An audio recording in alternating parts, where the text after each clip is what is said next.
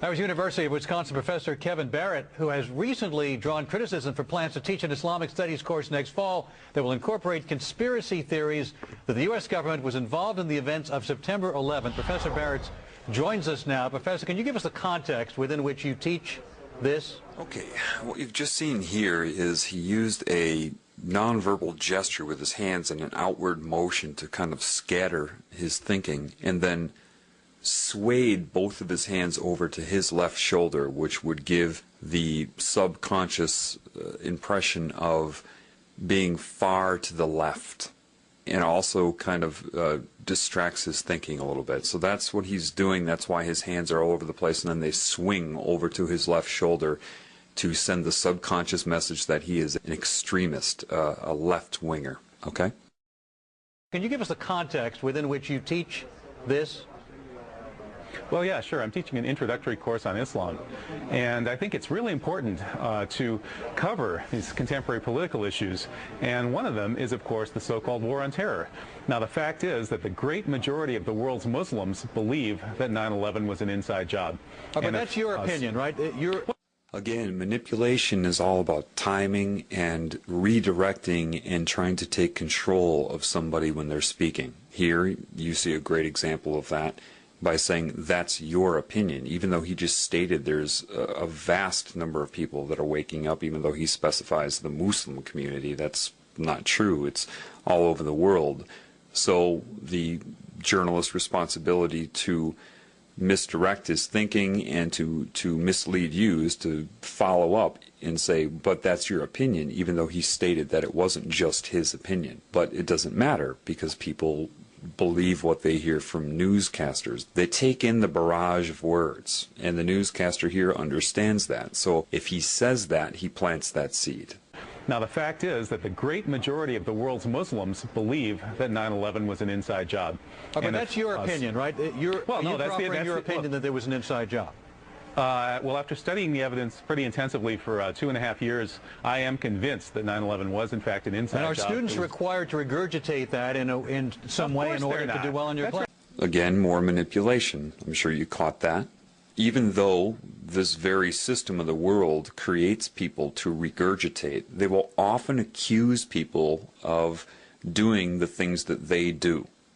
That's just part of it, okay? So by saying our students required to regurgitate that gives the subconscious impression that he is controlling their minds and not teaching them to think, when in actuality, to be able to see through the media, to be able to see what is going on, is not regurgitation.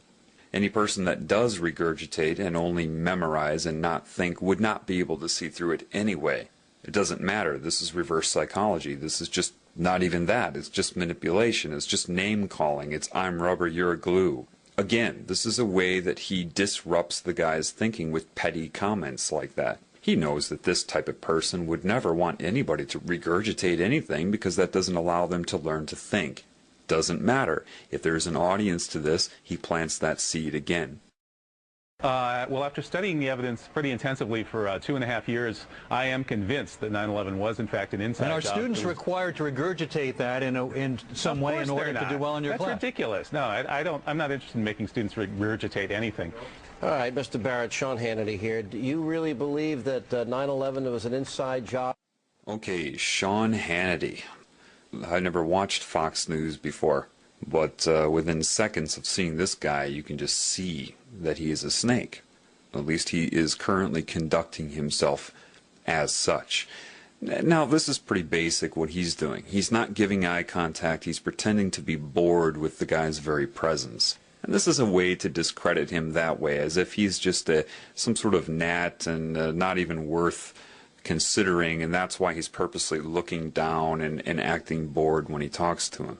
Secondly, he uses the word believe. Do you really believe? To believe is not to know, and that's why he's stressing that. And again, you're going to start to see extreme manipulation from this Mr. Hannity. All right, Mr. Barrett, Sean Hannity here. Do you really believe that 9/11 was an inside job, not just 9/11, but Madrid and Bali and the Zarqawi operation? Well, you know, actually... hang on a second. Okay. Fair.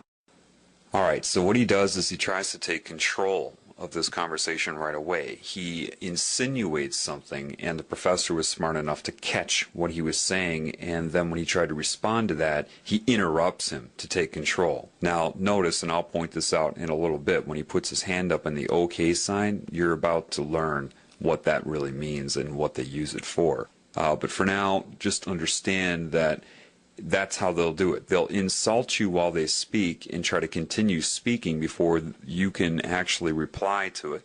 And therefore, it makes the professor look nuts. You know what I mean? Because if people don't catch this neuro-linguistic programming, if they don't catch the manipulation, you know, which is comprises the majority of the audience anyway, nevertheless, if they don't catch it, then he can do that. He can take those cheap shots, and when the professor tries to correct those, then he interrupts him, says, hey, hold on, you know, and then tries to make him look rude for interrupting and take control over him and disrupt his thinking at the same time.